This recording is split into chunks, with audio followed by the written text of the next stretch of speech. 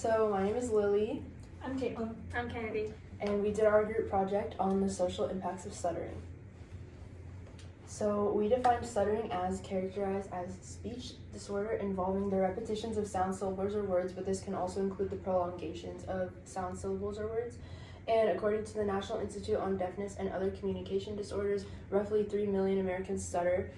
Children between the ages of 2 to 6 are most likely to become stutterers because they're still developing their language abilities, and boys this age are 2 to 3 times more likely to stutter than girls. What causes a stutter?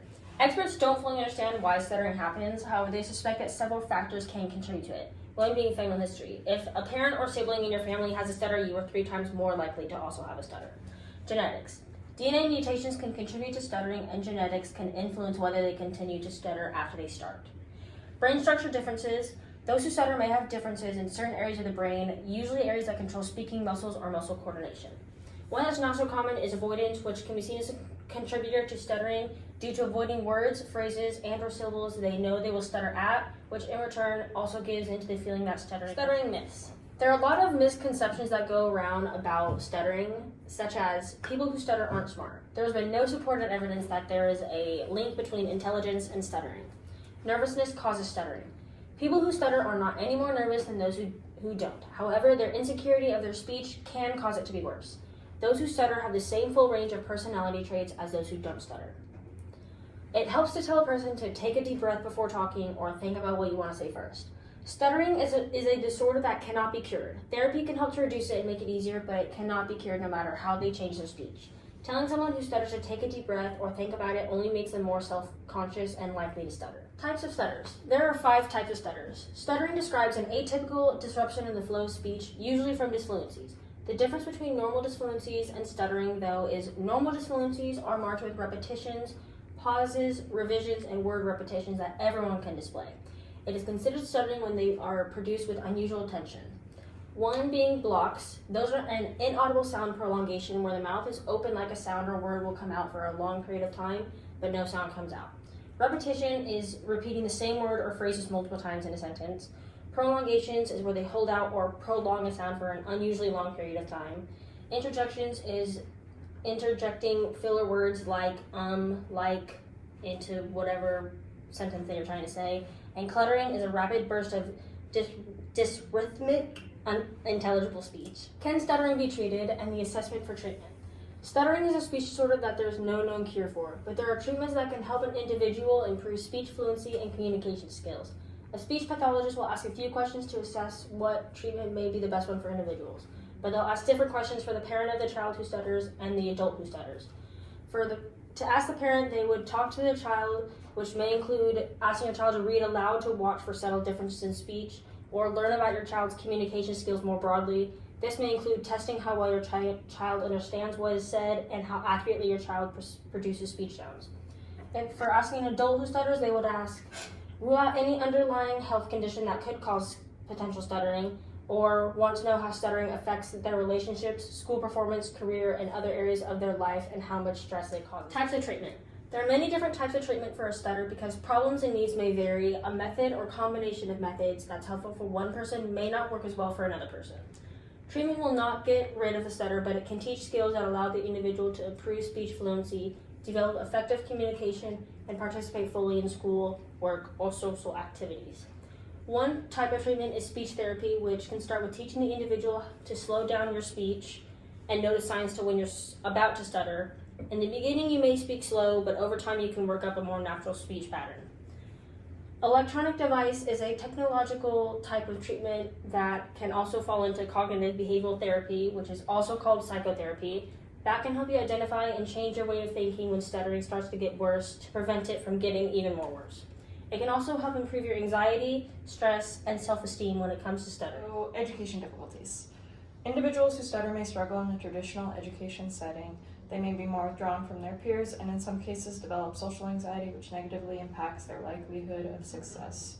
One study conducted by the AAFP, American Academy of Family Physicians Foundation, even concluded that individuals who stutter are less likely to complete college.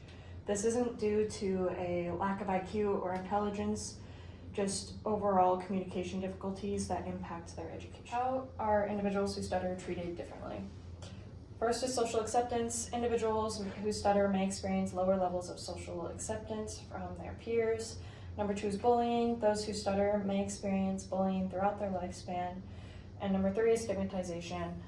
People who stutter may experience negative reactions in verbal situations or be seen as defective. So how do different cultures view stuttering? So a surprising fact that may not be considered all the time is that people's different cultures view their stutter differently and with varying levels of acceptance, which definitely contributes to how somebody feels about their own stutter, the shame that they feel from other people, and the bullying like we talked about in the last slide.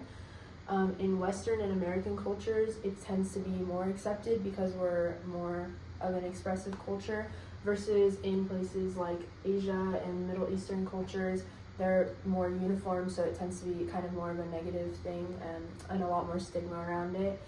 And in Hispanic culture, people have argued both ways, and it's not really one or the other, positive or negative. It can kind of go both ways. So how can someone's environment impact their stutter? It's important to know here that the environment on its own is not going to cause a stutter, but it definitely impacts the fluency of the stutter, how much you're stuttering, etc. So the 3 key factors that we're going to focus on right now are the speaking demands, stress and anxiety, and family dynamics. With speaking demands, this has a lot to do with how loud you're having to speak, how often you're having to speak. If you're speaking to a large group, that can obviously be more stress-inducing, which goes into the next one, stress and anxiety. Depending on how comfortable you are, if you're just with your close friends, you're probably not going to stutter as badly as if you're talking to people you don't know. That can be really anxious. And then family dynamics, obviously you probably care about what your family thinks of you, so if your family is kind of giving like a negative vibe towards your stutter, that's going to bring it back to stress and anxiety and kind of make it worse. So definitely family acceptance is going to be a huge role. Can someone's environment negatively impact a stutter? A negative environment can significantly impact a person's stuttering. Number 1 is negative listener reactions.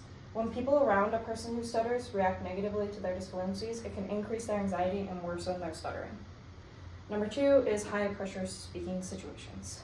Speaking in front of larger groups or in situations where fluency is emphasized, symptoms of stuttering can be exacerbated. How can environment have a positive impact on a stutter?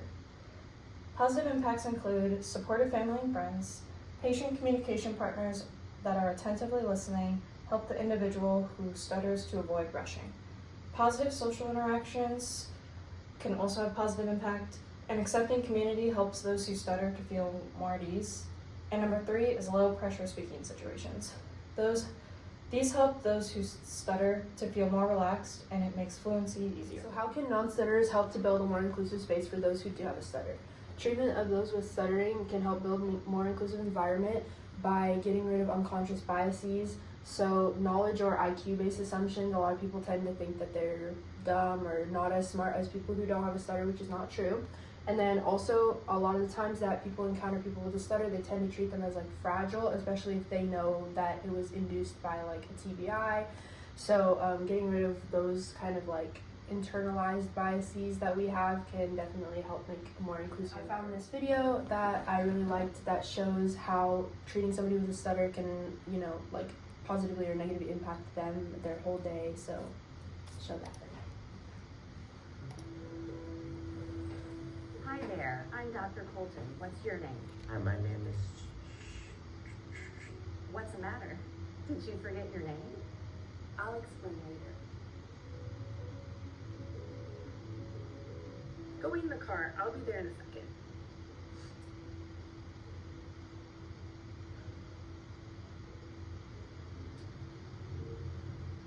What were you talking to Dr. Colton about? Oh, just your next appointment.